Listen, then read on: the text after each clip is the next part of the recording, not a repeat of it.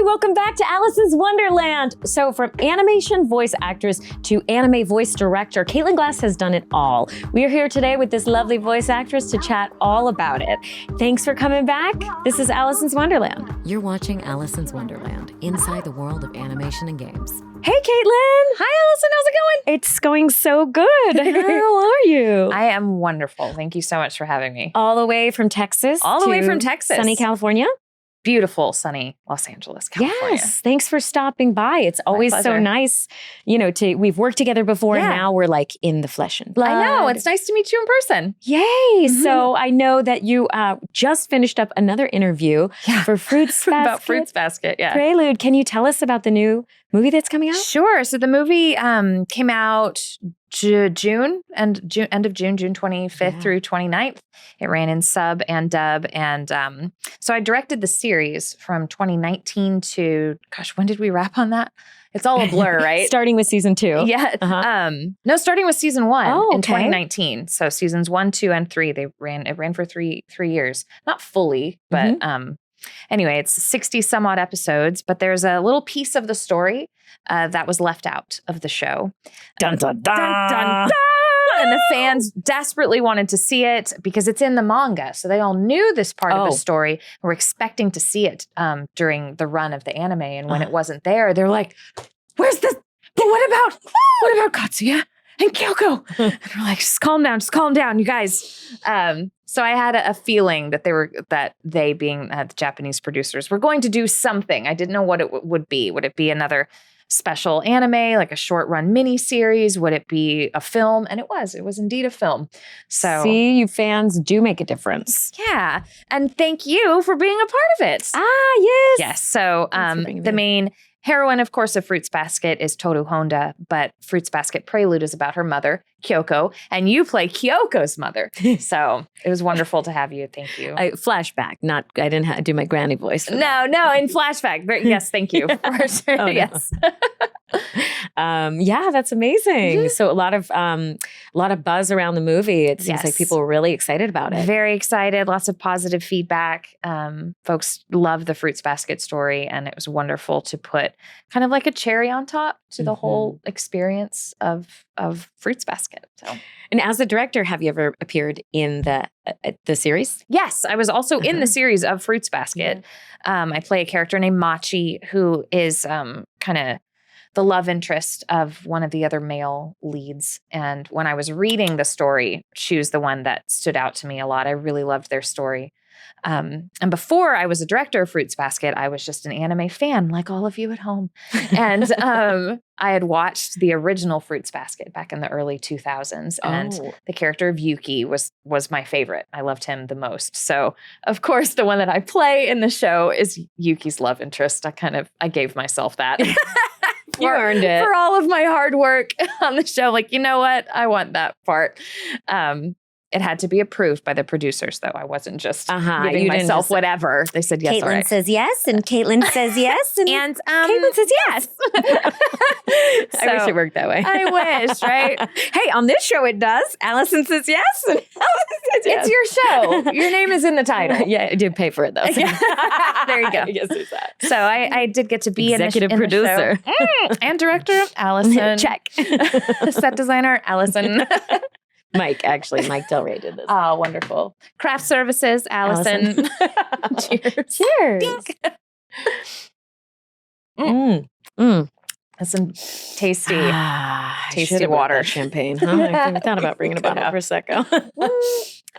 So back to Fruits Basket. What else can I say about it? That it's wonderful. It's extremely emotional show. But I think that's great. People are looking for something to escape into and for something to give them some catharsis. And it really came along at just the right time because of the pandemic. I mean, Fruits Basket happened first, and then the pandemic happened, and we were all kind of stuck at home needing a place to express our emotions. And I was grateful for the opportunity to give that to fans when they needed it. Oh. Yeah, amazing. Yeah. Now, your story, can you start even at the very beginning, the beginning of your acting career? Sure. So I have a degree in theater from the University of Texas at Arlington, which is in Dallas-Fort Worth. And that is where Funimation, now Crunchyroll, but then Funimation was based. So I was a fan of anime. And while I was still in college, I ended up with a tour of Funimation Studios because a friend of mine was an engineer there. And on the tour, I met a director, Eric Vale, who's also an actor, who also plays Yuki in Fruits Basket. Oh my God. The connection Goes deep. I know. He, was directing, and I come into his particular studio. Nobody was in the booth at the time. And when he heard that I was an actor, he's like, hey, get in the booth. And I just thought that this was part of the tour. No one's in the booth right now, so they're going to let you get in there and like put on the headphones and hear everything. I'm like, okay, neat. And he said, go to this page. We're going to play this Japanese first, and then you'll hear these beeps and then say this line. I'm like, okay. So I did that. Maybe once or twice. When I came out, he goes, great. Please give your name and number to Tara down the hall and you can work here. Oh my God. So Tara's the head of casting. She's our talent coordinator. Talent coordinator. Okay. Yeah. Something that's interesting about Funimation, now Crunchyroll, is that they don't have a casting director. Directors get to ADR directors do all of the casting. Wow. Sometimes there is input from the Japanese clients. When they would like to give approval. But otherwise, it's directors who hold the auditions and cast who they'd like to work with. So that's pretty cool. That is cool because then you're hands-on and you're creating, really have full ownership. And it's wonderful also because with anime, the story is already set. Everything about it creatively, essentially, has been decided before it comes to us, what the characters are going to look like, how they're going to sound in Japanese. So the greatest creative freedom that we have as directors is choosing the ensemble. Now, how often do you try to really get close to the Japanese? Yeah, we just call it the J. Yeah. In terms of sound alike. Quite often, I use it as a template and I will listen and determine what vocal archetype they're trying to achieve with that sound, because I think that's more important. That's what's going to resonate with us as a Western audience, because we're not just putting it in English. We should be localizing it for our culture. So certain sounds speak to us in a different way as English speakers. So I listen to the full ensemble if possible. If I have the entire anime, I will listen to it all and see where each character just kind of sits as if they're instruments in a symphony, for example. So any given instrument can play a number of pitches and a bunch of different keys, but they have a particular sound that they're supposed to represent. So that's what I'm listening for. It isn't so much like, okay, you're going to play this particular girl, and in Japanese, her voice sits up here, so I need yours to sit there too. No, if you're I need you to play a sound that's appropriate to this 13-year-old or the 17-year-old that's going to resonate the most with a Western audience, that they can recognize themselves or their friends or someone they know in that character. Because the stories we tell in anime are already so fantastic most of the time. I mean, my favorite stories, honestly, are the slice of life ones that don't have magic and fantasy and sci-fi. But majority of the time, as you know, anime stories are big. They deal with big emotions, big crazy stuff is happening. So I like the voices to be as close to real life as possible, because you can only suspend your disbelief so far. I really want the audience to be able to be lost in it. And I feel like if it sounds like something that could be real, then they will. Wow. That's just my philosophy, I guess. So how long were you acting in anime before you became a director? Not long, less than 2 years. Oh, wow. Less than 2 years. I took an interest in directing because I just liked being around the studio so much. And as you know, you audition and then you can only work when they cast you. I was fortunate that after about 6 months of just doing bits and Walla, I landed a pretty big part in a show called Spiral, mid 2004. And by the end of 2004, I was working on Fullmetal Alchemist. And then all of that took off and I started to steadily be around the studio more. But I, having come from a theater background and going through university doing theater, you see all the same people.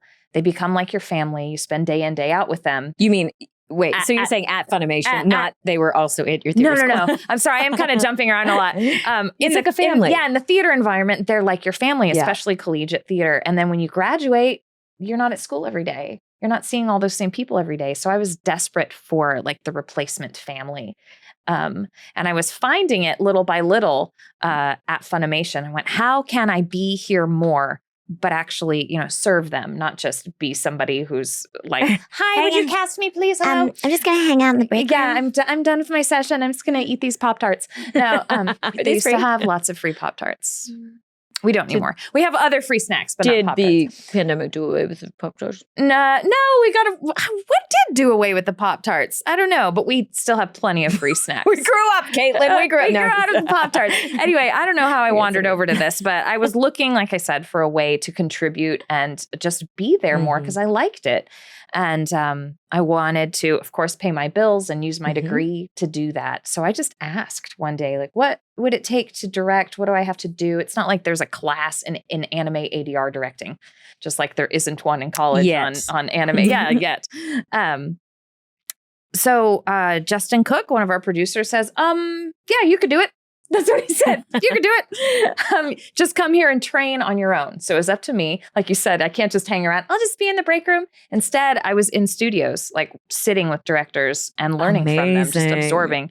And eventually, as directors were sick or going to conventions or just needed a vacation, but the show still had to get done, I would pick up their work. And by late 2005, I started getting my own contracts to direct things. And wow, that was quick. Yeah. And I didn't have my own show until 2007, but still I worked steadily at directing and acting for all of 2006, and 2007 I got my first show. Wow. Yeah, I hear that Funimation is definitely like a family, and some that Linda Young is actually the mother of John Bergmeyer and Laura Bailey and Travis Wilhelm met there. Yeah. And so that's so amazing. Did you happen to meet your husband at Funimation? I did not. Oh. We met through college. We went to the same school for theater, but at a different time. So he graduated before me, and then we ended up in a play outside of school there, and that's how we met. It was meant to be. It was. Oh, that's so cool. So then what percentage of your time, how do you split your time now between the majority of my time is as a full-time director for Crunchyroll. Wow. So I am directing anime dubs 40 hours a week. Oh my goodness. We have that many shows. We have 10 or 11 directors working all day on staff, and then we have contractors and assistants working at night. So I'm currently directing 2 series right now, and every season, every anime season, which is 3 months, I'll get 2 new ones. The shows that you're working on, can you talk about them? I can. I'm working on a show called Talked Opus Destiny, which is a really cool show that I adore. It's kind of like a magical girl sort of anime. You have me at magical girl. Yeah. But these magical girls are like the embodiment of very important pieces of classical music and opera. And they fight alongside a male counterpart who's the conductor. And he'll kind of conduct them, and they have these really like badass weapons. And the score, the soundtrack of the show is just remarkable because it's Beethoven and Wagner and and Mahler, and really great stuff for classical music nerds to get into. So it's beautiful. I love it. The show is from sometime late 2021, but we held off on dubbing it, and I'm so glad I got to work on it, because when it came out and it wasn't getting dubbed, I was heartbroken because I had my eye on it. And then a few seasons later, they're like, we're dubbing it. I'm like, thank God, please give it to me. So that's what I've been working on. I can mention that one. The other one I cannot mention. We'll have to have you back for the secret. So I heard you grew up watching Toonami and watching Sailor Moon with your mom. Tell us all about that. I had friends in, once again, theater. There's always a theater tie-in, who were big into Sailor Moon. And I'm like, what is that? And they kind of told me, and they were showing pictures from like the early days of the internet, where it was just like scans from art books of the gorgeous art. I'm like, wow, that is so pretty. They're like, it's this cartoon, you can watch it. That's when Toonami used to be on in the afternoons. So after school. So my mom would either record it, or maybe I would be home and we would watch it together. And that was pretty fun.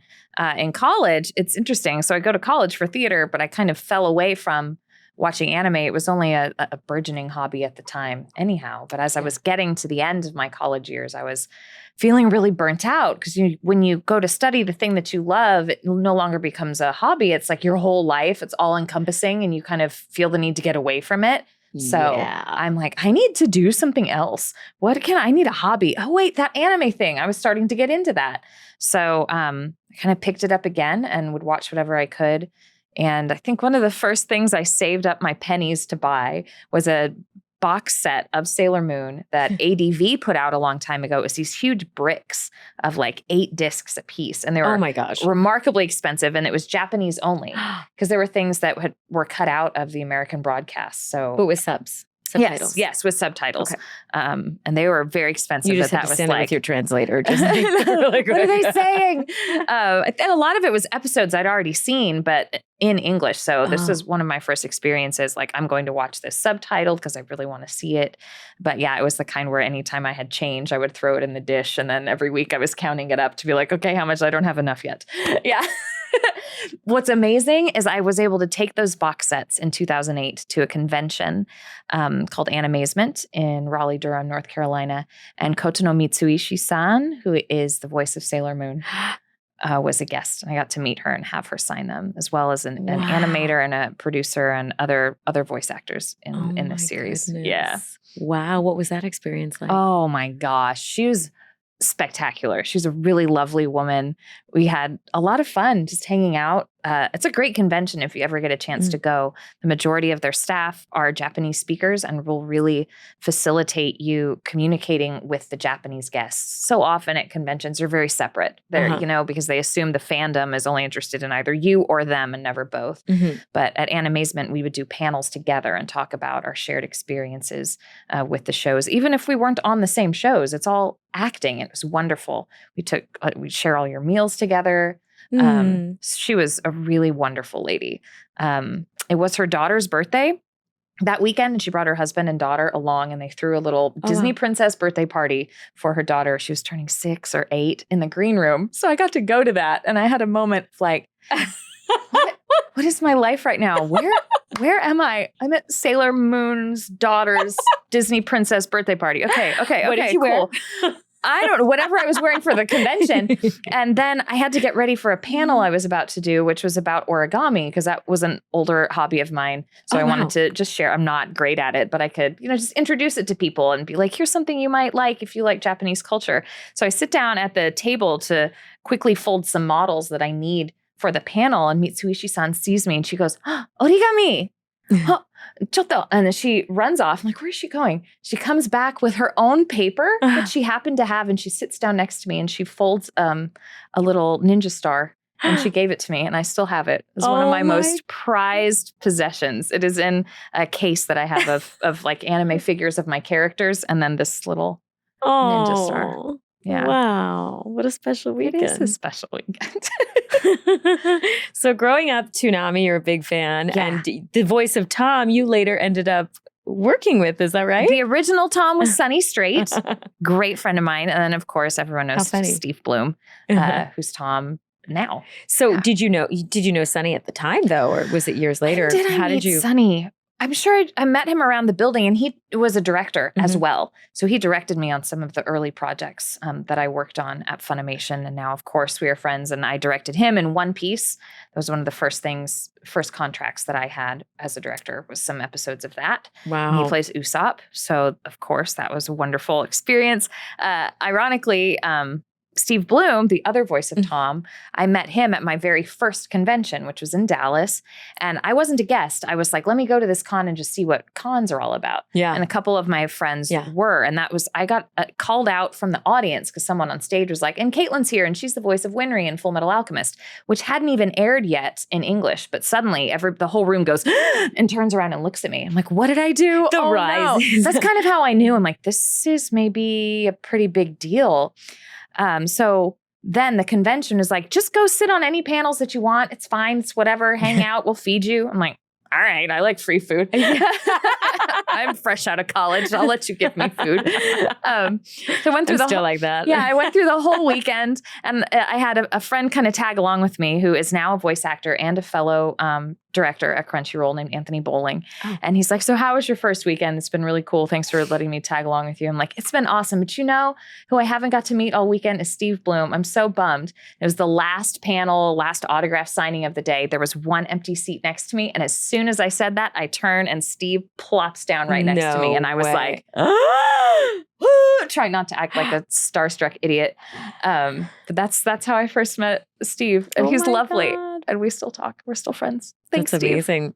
I heard you. Yeah, I haven't had the chance to see Steve in years, but we just had a game come out, Neon White. Congrats. Yeah, so very exciting. That is neat. Yeah, he used to live right up the street, actually. Oh, man. There. But now he's off being an islander. Yeah, living the amazing. life we all want. Yes, exactly. But we'll get there someday, if we I have faith. If we so choose. I have faith.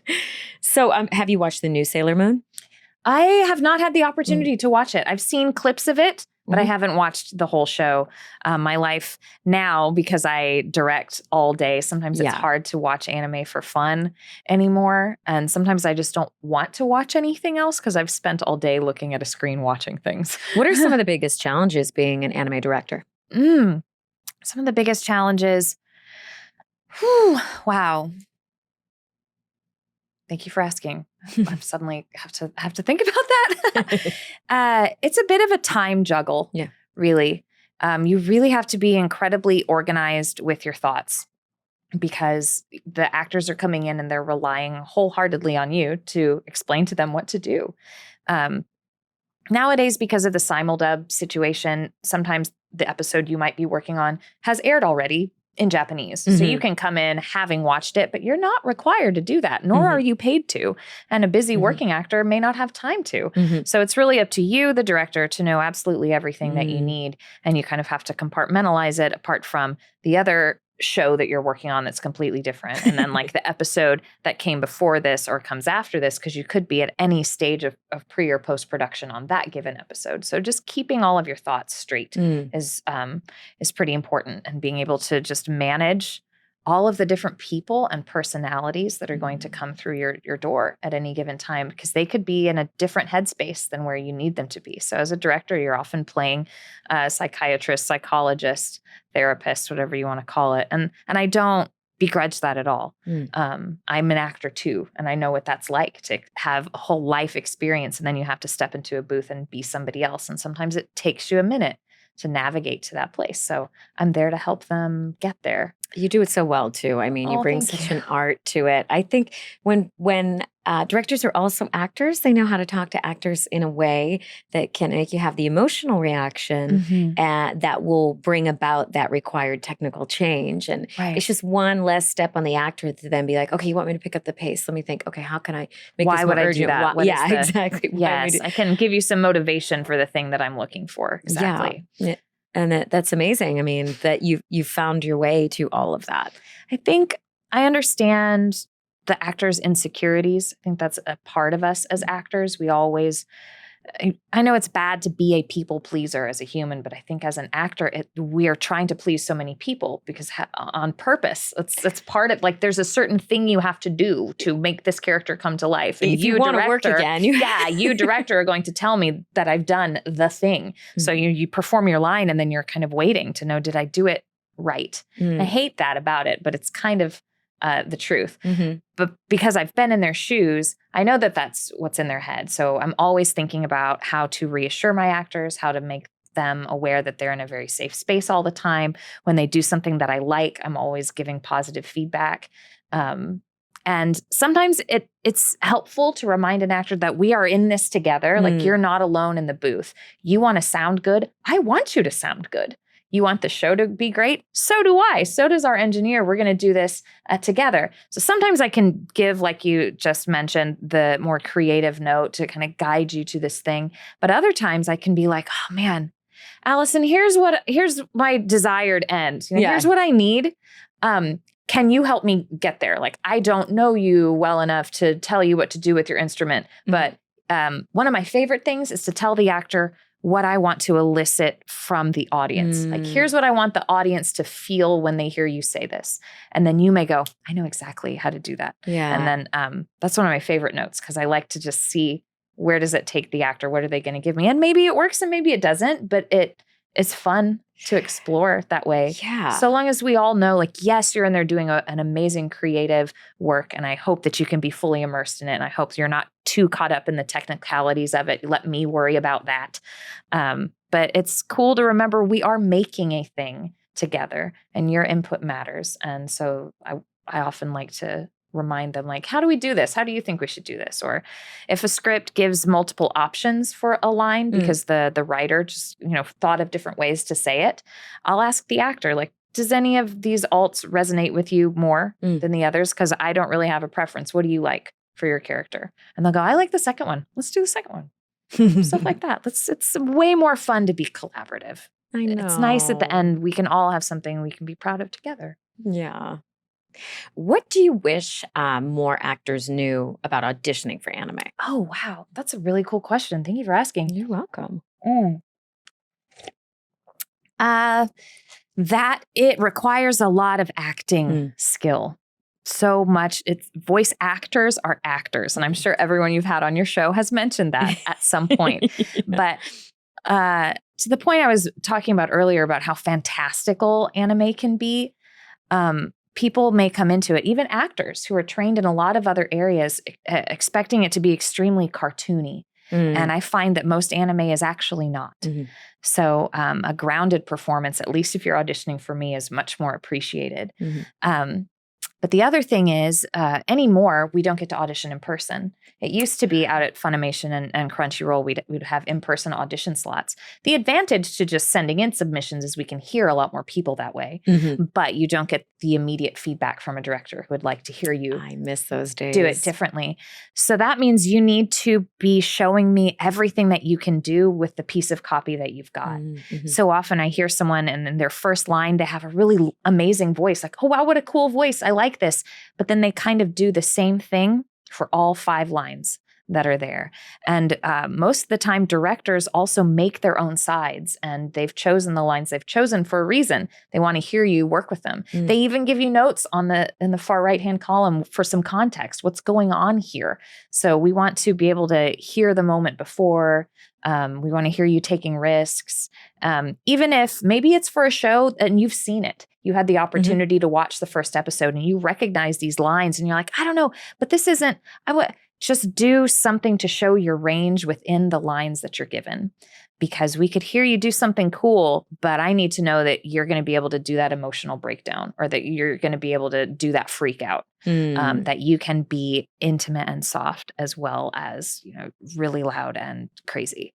So use what you've got to show what you've got. How's that? Love it. So I have to ask about playing Wonder Woman for Six Flags. Oh my What can you tell us about so that? random. You did a deep dive, Alicyn. I'm proud of you. So that was one of my jobs out of college. Another that I was so grateful to have because, like I said, I'm going to use this degree, darn it. Yes. Now, what can I do to I'm not begrudging anybody who went and waited tables or did whatever they had to, but I was just going to try my darndest to just act. And I ended up with an audition at Six Flags to be a costume character. And I didn't actually pass to be Wonder Woman. Like DC had to approve it and everything. I showed up for the audition expecting to be like a Southern Belle, because if Six Flags, they represent the Six Flags that have flown over Texas as kind of like Texas government. So it's Spain and the Confederacy and America. And yeah, that's what they stand for. So each area of the park represents these different areas. There's a Spain, there's a Mexico, there's the Old South, there's all kinds of stuff. Okay.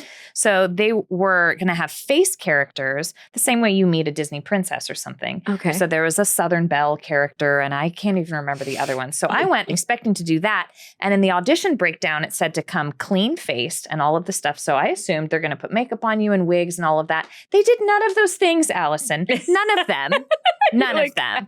So of course I don't look like You're Wonder way too Woman clean. because look at me, like I'm extremely pale, and they put the dark wig on me and the leotard, and then the park was closed, and they take you around the park and have you pose places to be like, does she look like she could do this? Of course not. I did not go expecting to be Wonder Woman because the specs also said you needed to be like 5'11" or taller. naturally. Woman. Yeah. Oh, wow. So I didn't pass as her, and that was fine, but they still hired me. So I was there to be a Southern belle and a saloon girl, and it was cool. I just act like a character and tell people where the bathrooms are and how to get to whatever ride. It was fine.